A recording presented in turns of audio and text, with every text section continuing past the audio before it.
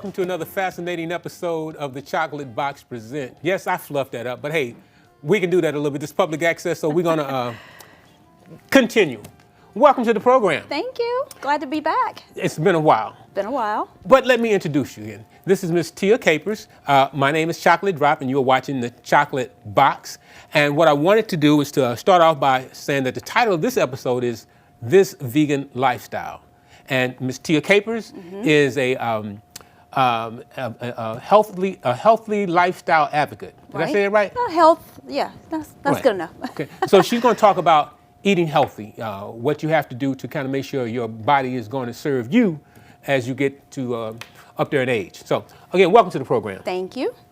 We had a little rocky start, but we're going to do this It's like okay. Bruce. It's okay. So let's start by, how long have you been a vegan, and is it correct to call you a vegan? It's correct to call me a vegan because I don't eat meat nor dairy. Okay. So vegetarians, I believe they eat dairy, no meat. Okay. But yes, I am a vegan, and I'm coming up on my 5-year veganversary. Congratulations. Thank you. Congratulations. Thank you. This month, August 26th. Yes. August the 26th, a very significant date. Yes. So now, is there something different than the type of vegan that you are? I mean, because there's some things that, as I understand it, Yeah. some vegans eat that you just will not eat. That's correct. What are some of those things and Well, I, for one, it's levels to this veganism, Okay. as I would call it. why? So there's levels to this lifestyle. Huh? To this lifestyle, vegan lifestyle. So I'm what you call an alkaline vegan. So I don't eat all fruits, vegetables, nuts, and grains. Like, for instance, broccoli. I don't eat broccoli. I don't eat asparagus. I don't eat potatoes. I don't eat rice. I eat wild rice. And I don't eat regular flours and oats and stuff like that. I eat what kind of ancient flours grains. do you eat? Ancient grains, like spelt flour, teff flour, aramid, kamut, rye. Some people probably never heard of some of Probably those. not, but if you Google, like, ancient grains, some of those will come up. Okay. Now, and I, this is kind of at the beginning of our program. We want to talk about it again towards the end. But you have a website or a Instagram where people can see some of the foods that you prepare using those type of ingredients. I correct? do. So typically, I'll post on Instagram. You can follow me at the hashtag #MySankofa That's what now? MySankofa Table. Okay, my Sankofa table. Yes, Okay, we'll all get into one what. word, no spaces. Okay. Or just Google or look up, do a search on Tia Capers. I also have some YouTube videos to kind of walk people through some of the different recipes. So, yes. Okay. All right. So, what are some of the give me just 3 misconceptions about vegan food and vegan lifestyle. I think when people hear the word vegan or vegan food, they start thinking about fake food or food that's not real or something that's made up to taste like something else. And I always try to tell people it's just the same fruits and vegetables that you've been eating all your life. You just leave out the meat. So, for instance, I don't eat tofu, and some of the other processed things on the market. So, and that's one thing. So people think it's like something foreign, and it's like, no, it's just vegetables. So what is and fruit. tofu? What is tofu? I can't tell you. I've never had it. I think it's made up of soy of some sort. I don't eat soy, so I don't know. But a lot of times they use it as meat substitute or meat replacements. In the supermarket you can find it. So. Now I heard something about this Beyond Meat and this Impossible Burger. What are your thoughts on things like that? Those are mostly what they call plant-based. Okay, I thought that was a good thing, plant-based. It could be. I don't know. It just depends on your discipline, what level or what type of vegan you are. So some people, because it's not actually meat, they're okay with it. But for me, I don't typically eat the Beyond burgers and stuff. I make my own bean burgers. Okay, so bean burgers. Now you have a rule about if you can't pronounce it or something like that, if you can't read the ingredients. Yeah, you probably shouldn't eat it. In my humble opinion, I think a lot of times we get fooled by labels saying natural flavors, but if you look up natural flavors, those are kind of like man-made, made in the lab. So Hence the word flavor. yeah, so you have to be careful, and I just always encourage people to read the ingredients. If you can't pronounce it, or if it's unfamiliar to you, look it up, do a search on it in real time in the grocery store. I'm always pulling out my phone and just looking things up to make sure I'm knowledgeable about what I'm putting in my body.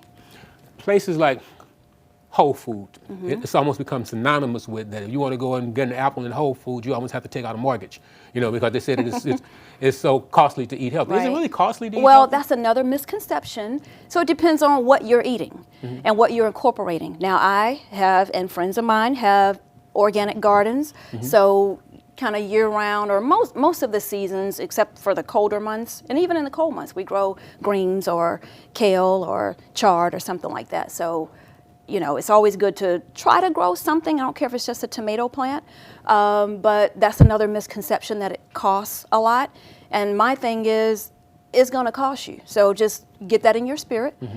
You're going to pay one way or the other. You're going to pay on the healthy end, or you're going to pay on the sick end. You decide. I chose to pay on the healthier end. So I changed my lifestyle on the front end. So yeah, I may pay a little bit more sometimes for an apple that's organic, or some other thing that may be organic or hard to find, like some of the ancient grains I have to order online. But at the same time, I'm not buying meat. I'm not buying a whole lot of other things that I used to eat. I'm drinking mostly water. I'm drinking natural juices. Sometimes the juices may cost a little bit more. But again, I'm not consuming all the sugars. I'm not running the risk of diabetes, high blood pressure. Which a lot of people have. A lot of people have. And so when you get on that end of it, of the unhealthier end of it, that's where it's going to cost you time, going back and forth to the doctor. It's going to cost you money on prescriptions. It's going to cost you to, curtail some of the things that you eat if you want to be alive. So. A mindset, an attitude, a certain level of discipline. What type of a mental aptitude or attitude and aptitude that you have to bring to this vegan lifestyle? I think you just have to be ready. You have to be ready to make a change and set a goal for you, not somebody else's goal. Your goal may not look like my goal. Set a goal that's realistic for you and your lifestyle, and work it to that degree. So I think it's mind over matter. I was one of those people who said, oh, I'll never give up meat. I'm always going to eat at least chicken. I'm always going to eat chicken. But when I got ready and I wanted to make the transition, overnight, cold turkey. So yours was not a gradual weaning off? No. And I wouldn't advise it, because unless you're ready, I wouldn't advise it, because you'll end up lapsing. And then it may be worse than what it was before. You want to try to have kind of live in both worlds, this type of lifestyle and the you can transition, because a lot of people that I come in contact with that ask me questions or advice, I try to tell them, start where you are. Start by cutting back, cutting out, and substituting. Maybe your goal is not to be vegan, but just to eat healthier. So maybe you eat meat, say 3 times a day. Maybe cut back to 2 times a day. That's what I did. I found that, I'm always eating cereal and oatmeal for breakfast. I eat a salad for lunch. So I was half the way there and didn't even realize it. So sometimes, it's okay to cut out meat maybe 1 time a day, or maybe just, I have a special friend. He eats meat pretty much 1 time a week. So on that one day, he treats himself. He enjoys it. I'm not the food police. I'm not hounding him about it. And he enjoys it. And at some point, he may skip a week, and he may just cut back and maybe cut out altogether. Now you slip that in. What do you mean when you say food police? What is it? It comes along with the food etiquette. Okay. So if you're vegan, I don't advise people to go around being preachy about it. Just be informative about it. So oftentimes I don't initiate the conversation, but if you ask me, I'm willing to share. Okay. So how does it work out for you when you're, food is such a community or a situation where, a lunch meeting or something like that. Right. How do you navigate this vegan lifestyle when you maybe work for corporate America, or you going on a date, or you going to a housewarming party, or whatever? How do you say, I don't eat that? They may not have anything there for you to eat. And it's okay, because like the Boy Scouts used to say, their motto was be prepared. Okay. So I treat my vegan lifestyle just as that, not a diet, but it's a lifestyle. So if I'm going somewhere, I make sure I prepare something. If it's a wedding or some other event, I check ahead to see what the menu is going to be and see if the host or hostess is okay with me bringing my own food. And if that's not the case, and usually when I bring my own food, I bring enough to share, with maybe a few others, because my food typically looks appealing and people want to try it. That's why I got to check out that if I must say so that myself. Instagram page. Right. So, but I plan ahead. So either I eat before I get there, I take my food with me, or I have food in the car, or prepare when I leave. So it's all part of being disciplined and prepared. Just be prepared, because worst case scenario, you're just going to be hungry, right? And who hasn't been hungry? Yes. It won't kill you. It won't kill you. Just Till you can get to the food that you desire. But it does require discipline because oftentimes you will be around food, that you used to eat that you no longer eat. It's like your car says you're a certain amount of miles before you run out of gas. You know that you've got to get some gas. Yeah, get or something take to a eat. light snack with you. A Okay. smoothie is always a great option. A meal replacement. We're in the middle of 2021 and COVID has been so. How has COVID tying in with one making sure the immune system is fortified to deal with the virus, and someone who's eating healthy or eating a plant-based diet? How has COVID interacted with that or impacted that? Well, I've upped my vitamin C. I try to add stuff like baobab powder to my smoothies. I've upped my ginger intake, added it to, food. Sometimes I add it to my cereal. I always add it to my smoothies. So just add things that will give you extra vitamin C. Okay. So, Okay. yeah. Sometimes, and I mentioned this earlier about being invited to events that are kind of like out of your control. So let's say a funeral, a repast. Okay. And generally, you have people, they coming out with food, and it's some time of grief and bereavement and Right. mourning, but there's all this food. So, what say you about how do you control yourselves when people that you haven't been around in a while? They may want to hug you. Discipline. A lot of times, unfortunately, especially in our African American community, a lot of these funerals and things that we're attending are from loved ones who ate a certain way and they've developed some illness or disease and now they're no longer with us. And then we leave the funeral and we come right back to the repast and we forget why the loved one is not with us anymore. And then we tend to, engage in the same foods that are not healthy for us. So it all goes back to discipline. It's not always going to be easy, but in most cases it's necessary. I mean, you just have to say, if I want to be here, I'm going to be disciplined enough to make sure I'm here for myself, my kids, my grandkids, my loved ones, my friends, my family, or whoever. It's just a personal choice. But you talked about being the food police, and I want to kind of get into what's the etiquette in terms of how do you educate folks. So if you're at a repast and they're passing food, well, aren't you going to get something? Why aren't you eating? No, what do you thank say you. at a repast? No, thank you. I've already eaten, or no, thank you. And some people will press you on it. Well, why? You don't eat? You don't like Big Mama's cooking? Big Mama's cooking probably tastes phenomenal.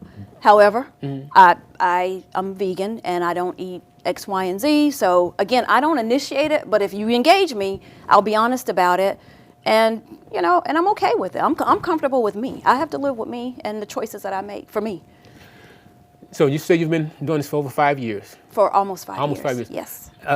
Tell me about maybe some of the people you've won over who were reluctant about, embracing this vegan lifestyle, but because they saw you and they saw how it helped your body and Right. and how it makes you look and everything. What are some of the stories that you can share with our viewers about? Fortunately, nobody's really been reluctant because when they see my food, it's so appealing. And when they taste they it. want to engage. Okay. So that's the good news.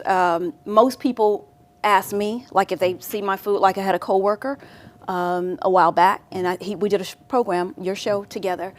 He would look at my food, at work. You want to give him a shout out? Laronza Bridges. Okay. Pump him up. But as a result of my eating healthy and, talking to him about food, he and I now swap recipes. Okay. He, as a result of him changing his lifestyle, his mom changed and, some of their other family members changed and some of my family members have changed. Now I have my aunts to call and say, hey, what can I use for a sweetener? And I say agave. So now they're putting agave is it's a syrup, comes from a cactus plant. And so now as a result, instead of using sugar in their coffee, now they use agave. And instead of using whole milk, they'll use like coconut milk. So it's just making substitutions. Are they vegan? No. Will they ever be vegan? Probably not.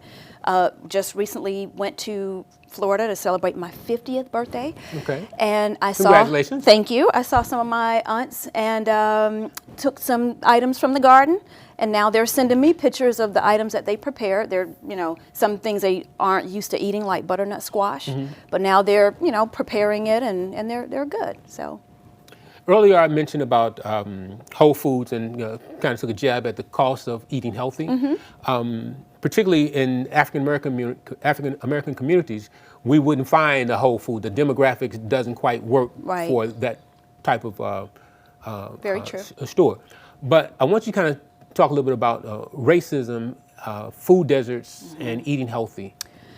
I would hear the word food desert and never understood what it really was until I took a trip Explain to what a food desert is. East St. Louis. It's where communities don't have access to, like what you just said, Whole Foods and other health food stores where they Fruits can and get quality vegetables. fruits and vegetables. Well, when I visited East St. Louis, went to a couple of grocery stores, and it was mostly prepackaged and processed foods.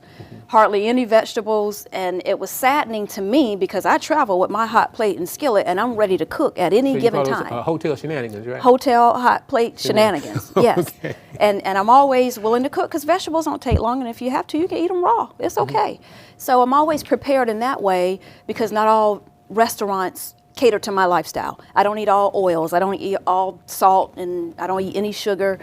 So it's very hard for me to eat out, but I love cooking, so I'll chef it up right in my hotel, and I'm good. But that's an example of a food desert. It was really nothing fresh for me to choose from, and it was like, wow. So sometimes communities, unfortunately, don't have the luxury of just going up, to the local store to get the stuff. You mentioned oils. So what kind of oils? I use grapeseed oil to cook with. Versus? I use versus Let's say, what are canola. some good oils and bad oils? Grapeseed oil is good to cook with versus vegetable oil, canola oil. I don't know what else is out there. Okay. Maybe Crisco. I don't know. I don't want to name brand them, but I use olive oil like for salads and stuff like that. I use coconut oils for some of my desserts. So there's if I want because I don't eat soy, if I want like an Asian type dish, I'll use sesame oil. And so there's walnut oil, there's avocado oil. Everybody's got an oil. Everybody's got an oil. Palm oil. Sunflower oil, palm oil. When I make this African dish called red, I use the red palm oil. Yeah. Even Popeye had olive oil, so everybody's got to have some kind of oil. Everybody's got an oil. So you said it's important to read the ingredients. Yes. What about networking with other people who are in the same lifestyle, this vegan lifestyle, and using social media as a way of tapping into who else can identify with where you're coming from? Yeah. Sometimes this can be a lonely road because most of the people that we're around, friends and family in our immediate circles, may not be vegan or may not even care about a healthy lifestyle. So I would encourage people to maybe join like some of the Facebook groups, so you can get inspiration and motivation. And a meetup maybe? A meetup, encouragement. There's a bunch of YouTube videos, Instagram, channels out there. So it's a lot of different avenues where, that we have more access to than we used to. So let's play a little role play. I'm going to give you some words and you kind of tell me the vegan alternative to, let's just say, cheese. Okay. Macaroni and cheese. Okay. If I say, I want some macaroni and cheese, hook a brother up, what would you prepare? I would prepare you some macaroni and cheese.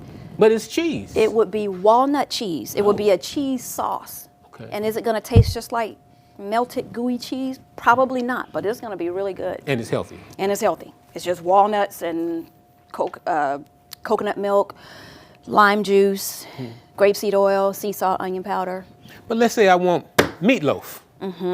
Meatloaf. Okay, I would probably make you a lentil loaf. Yeah.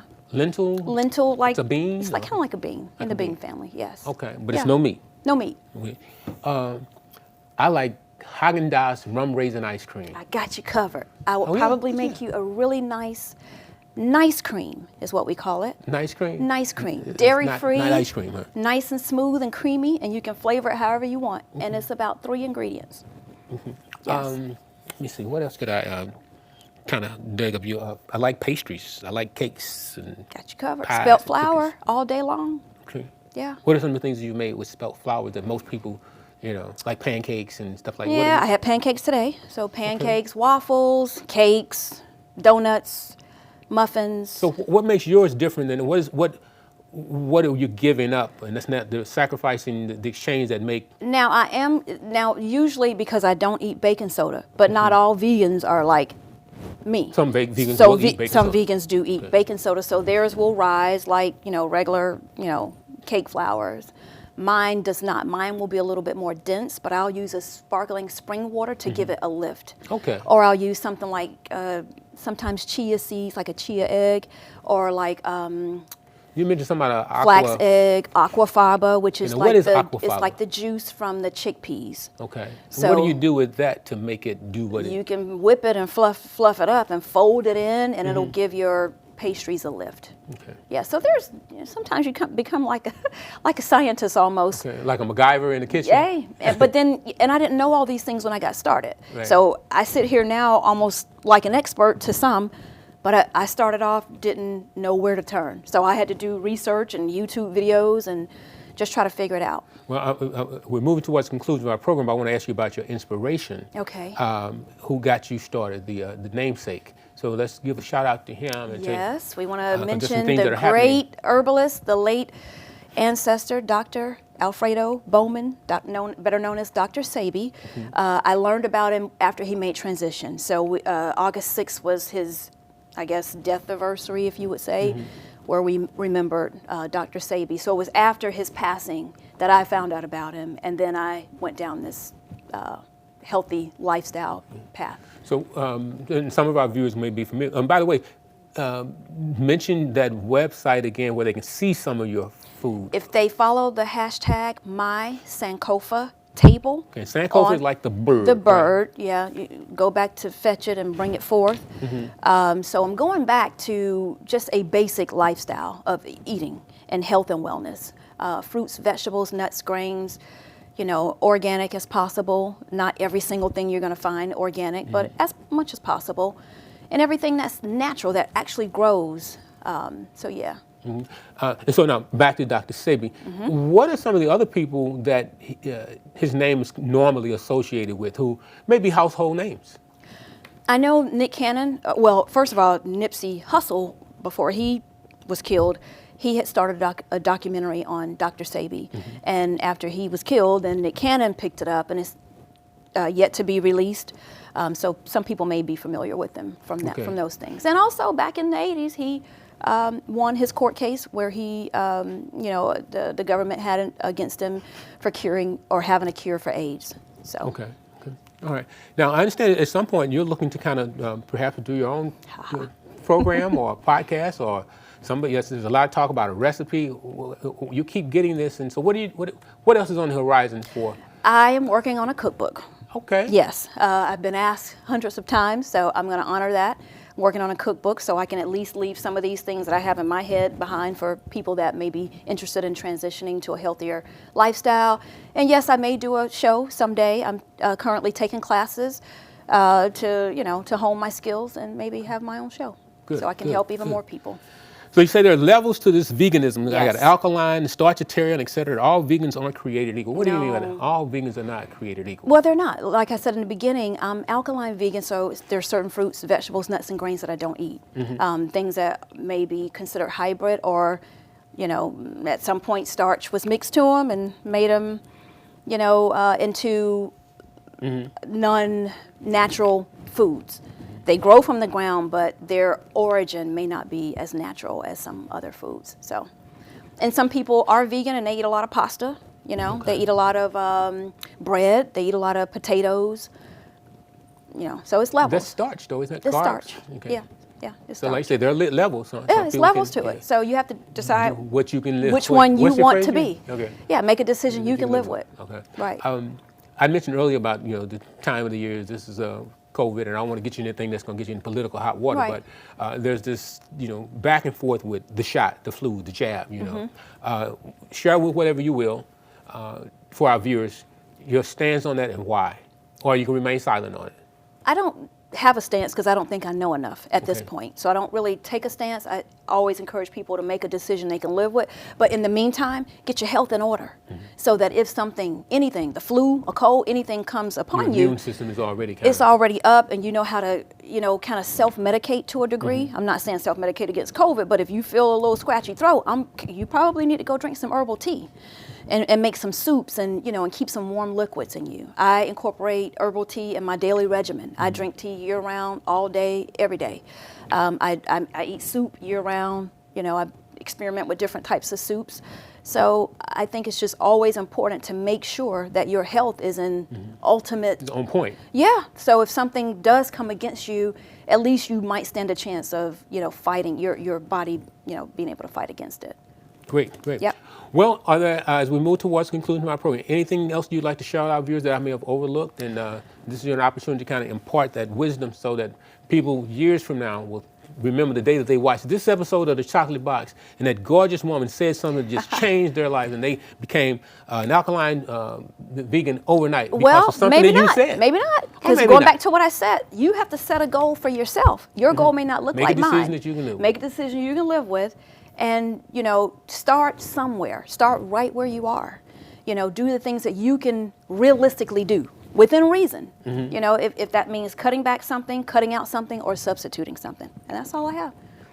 Well, I have thoroughly enjoyed this opportunity to recap and Thank you. get an update. And as customary on our program, we like to end each episode by asking our guests to participate in a little ritual we call the eating of the chocolate. Uh-oh. However, I understand that you did something special, and I you did it only did. because of this Only program. because of this program. Is that Because chocolate is not something I eat on the regular. okay? It may not be alkaline. It has a little acidity to it, but every now and then I have chocolate. Bam! So tell us about what we're going to partake in. Well, this is a little what? This is an ice is part of it. cooler because I did not want the chocolates to melt. So I have some chocolates here that I made using 3 ingredients. I'll take one of those. Oh, well. It's just one now. Just one now? Yeah, just All right. just. So 3 the ingredients. The one that you touch is the one you eat. Okay. No double So, dipping. no double Can we dipping. get a close up of this at all on the cameras? If anybody who wants to get a shot at it over here, you want to zoom in on that? Yep. So they're just chocolates. And so as we eat, I'm going to introduce myself, or reintroduce. I'm Chocolate Drop. I am your host, and my guest has been Ms. Tia Capers, the Sankofa lady, and also healthy lifestyle advocate. But this is a piece of chocolate that she made. Yes. So I would like to encourage you, the viewer, to tune in each week, same day, same time, for another fascinating episode of the Chocolate Box Presents. Until next time, take care, stay strong, and stay woke. And eat chocolate. And healthy. And healthy. I don't know how many I made, but I get 5 more pieces, right? I have to save Don one. I get 4 more pieces.